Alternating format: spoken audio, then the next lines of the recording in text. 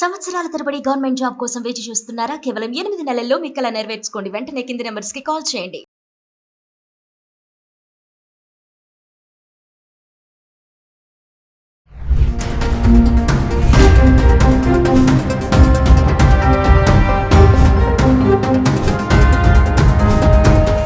నమస్తే, welcome back to Suman TV. ప్రస్తుతం మనతో పాటు ఉన్నారు consumers affairs committee chairman Mandadi Krishna Reddy గారు. నమస్తే సార్. నమస్తే అమ్మ. సార్, ఇప్పుడు ఈ బెలూచిస్తాన్ ఆర్మీకి ఇండియన్ ఆర్మీకి ఫుల్ సపోర్ట్ అని చెప్తున్నారు. దీని గురించి ఒకసారి. బెలూచిస్తాన్ అనేది పాకిస్తాన్లో ఒక భాగం. అంటే మనకి ఎట్లాగైతే నార్త్ ఈస్టు, సౌత్ ఈస్టు, ఎట్లాగ వెస్ట్, మనం ఈస్ట్ అని చెప్తూ ఉంటాము. అదొక పార్ట్. అది ఇక్కడ ఏంటంటే పరిస్థితి, చదువుకున్న వాళ్ళ సంఖ్య చాలా తక్కువ. రెండోది, ఇక్కడ పంటలు కూడా చాలా గొప్పగా పండవు. ఇక్కడ ఖనిజ సంపద కొంచెం ఎక్కువగా ఉండే అవకాశాలు ఉన్నాయి. వీళ్ళని డెవలప్ చేయడానికి కూడా ఎక్కువగా, ఎందుకంటే ఇక్కడ వాటర్ సోర్సెస్ తక్కువ. Yes. ఇక్కడ కొంచెం వెనుకబడిన ప్రాంతం కింద మొదటి నుంచి ఉంది ఇది. ప్రభుత్వాలు ఏం చేయాలంటే వెనుకబడిన ప్రాంతాలను గుర్తించి దాన్ని పైకి తీసుకురావడానికి రకరకాల ప్రయత్నాలు చేస్తూ దానికి ఎక్స్ట్రా అమౌంట్ కేటాయించి, ఎక్స్ట్రా ఎఫర్ట్స్ కేటాయించి ఏ పద్ధతిలో అయితే డెవలప్ అవుతుందని చెప్పి ఆలోచన చేయాల్సి ఉంది. కానీ పాకిస్తాను కొంతకాలం దానికోసం కొంచెం ప్రయత్నం చేసినా తర్వాత దాన్ని పట్టించుకోవడం పనిచేసింది, నెగ్లెక్ట్ చేసేసింది. కానీ అది ఎలాగూ డెవలప్ కాదు అనేటువంటి ఒక దశకు వచ్చేసింది. మరి ప్రజలకు ఎప్పుడైతే అసంతృప్తి పెరిగిపోతుందో దాంట్లో మిలిటెంట్స్ పుట్టుకొస్తారు. Yes. అసలు మేము పాకిస్తాన్లో ఉండము, మేము సపరేట్ అయిపోతాం కానీ అని వాళ్ళు బెలూచిస్తాన్ లిబరేషన్ ఫ్రంట్ అనేటువంటి ఒక ఫ్రంట్ స్థాపించుకున్నారు. ఇది చాలామంది వాళ్ళు పాకిస్తాన్ వాళ్ళు దీని గురించి ఎట్లా ప్రచారం చేశారంటే, భారతదేశమే స్వయంగా డబ్బులు ఇచ్చి వాళ్ళకి సపోర్ట్ ఇచ్చుకుంటూ వాళ్ళకి ఆయుధాలు ఇచ్చుకుంటూ మా మీద ఉసుగొలుపుతుంది, వ్యక్తులు వాళ్ళకి అమాయకులు, వాళ్ళకి ఏం తెలియదు, వాళ్ళకి ట్రైనింగ్ ఇచ్చి తయారు చేస్తుందని మనకు ఎగనెస్ట్గా. ఎందుకంటే ఇప్పుడు వాళ్ళు చేసే పనులని అంతర్జాతీయంగా మనం ఎప్పుడు ఎండగట్టే ప్రయత్నం చేయడం వల్ల ప్రపంచ దేశాల మధ్యలో పాకిస్తాన్ చాలా చిన్నదైపోతున్న పరిస్థితిలో తమను తను సెల్ఫ్ డిఫెన్స్ చేసుకోవడానికి వీలుగా భారతదేశంలో ఒక అభాండం చేసే ప్రయత్నం చేశారు. వాస్తవంగా బెలూచిస్తాన్ మన పక్కనే లేదు, పాకిస్తాన్లో ఆ చివరిలో ఉంటుంది బెలూచిస్తాన్. ఇప్పుడు మనకు పక్కన ఉండేది ఆక్రమిత కాశ్మీర్ ఉంటుంది. దీని తర్వాత మనకు వాళ్ళ దేశ రాజధాని ఇవి మనకు దగ్గరగా వస్తాయి. కానీ బెలూచిస్తాన్ మనకు దూరంలో ఉంటుంది. బెలూచిస్తాన్కి వెళ్ళాలంటే మనం చుట్టూ తిరిగి వెళ్ళాల్సిన పరిస్థితి. Yes. ఇట్లా వెళ్ళి వాళ్ళని ఏదో ఇంకో దేశం నుంచి వెళ్ళి వాళ్ళని కలిసి వాళ్ళకి కావాల్సింది ఇవ్వడం అనేది అంత సులభమైన విషయం కాదు. అయినా మన భారతదేశం ఆ పని ఇప్పుడు చేయదు.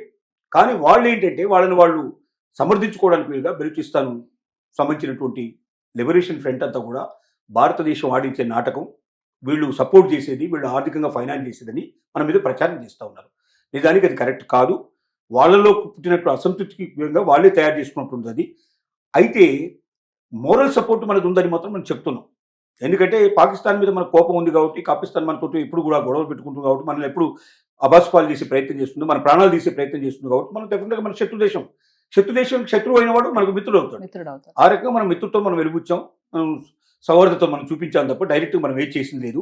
ఇప్పుడు వాళ్ళు ఏంటంటే బాగా బలం పుంజుకున్నారు, వాళ్ళు కూడా బాంబులు తయారు చేస్తున్నారు, వాళ్ళు కూడా మిసైల్స్ తెచ్చుకుంటున్నారు, బయట దేశాలను తెచ్చుకుంటున్నారు. వాళ్ళు కొంత వాళ్ళకి సాయం చేసేటువంటి దేశాలు కూడా కొన్ని తయారైనవి.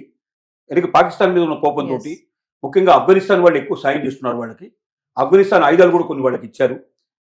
నిన్న రాత్రి జరిగిన సంఘటనలో అంటే సింధూర్ 2లో, ఆపరేషన్ సింధూర్ 2లో జరిగిన లోపలంటే ఒకవైపున మన భారతదేశం వాళ్ళ మీద అటాక్ చేయడం ప్రారంభించగానే వాళ్ళు దాన్ని అడ్వాంటేజ్ తీసుకొని అక్కడ వాళ్ళు క్వెట్టా అనే ఒక ప్రాంతం, అక్కడ ఒక పట్టణం ఉండేది, ఆ క్వెట్టా పట్టణాన్ని వాళ్ళు ఆక్రమించేసుకున్నారు. అంటే ఇప్పుడు అది మిలిటరీ స్టేట్లోకి వెళ్ళి పాకిస్తాన్ ఆర్మీని తరిమేశారు, అక్కడ నుంచి పాకిస్తాన్ గవర్నమెంట్ అక్కడ తరిగేశారు.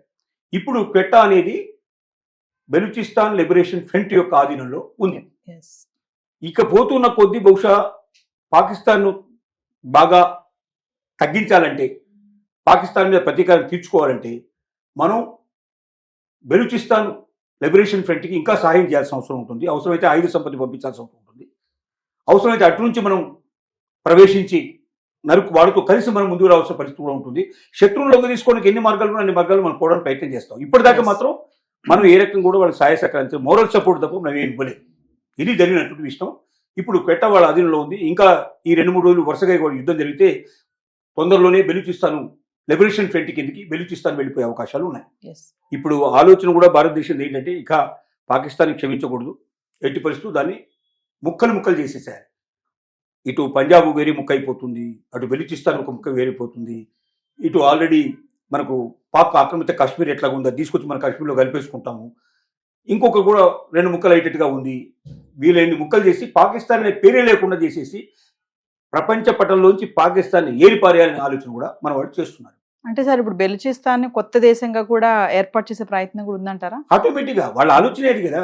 బెలూచిస్తాను ఫ్రంట్ ఏదైతే ఏర్పడిందో, ఆ లిబరేషన్ ఫ్రంట్ ఏది ఏర్పడిందో వాళ్ళ లక్ష్యం ఏమిటంటే మేము పాకిస్తాన్ నుంచి విడిపోయి కొత్త దేశం తయారు చేసుకుని మా దేశాన్ని మేము అభివృద్ధి పరుచుకుంటాం, మా జీవితాలు మేము బాగు చేసుకుంటాం అనేది వాళ్ళ స్లోగన్. అంటే దీనికి తగ్గట్టుగా మన భారత త్రివిధ దళాలు దాడులకు సంబంధించి కూడా రెడీ అవుతున్నారంటే ఏమనుకోవచ్చు? అంటే ఇది యుద్ధ నీతిలో ఒక భాగం. ప్రపంచానికి అందరికీ చెప్పేటువంటి విషయాలు కావు. వాళ్ళు ఇంటర్నల్గా చేసుకుంటారు. అంటే శత్రువుని ఇంకా బలహీనపరచడానికి మార్గాలు ఏమున్నాయనేది అన్వేషించుకుంటారు. అది ఓపెన్గా డిస్కషన్లోకి రాదు, ఓపెన్గా ప్రభుత్వం ఒప్పుకోదు. మేము అసలు సాయం చేసామంటూ కూడా వాళ్ళు టిపస్లో ఒప్పుకోరు. కానీ యుద్ధ నీతిలో అదొక భాగం.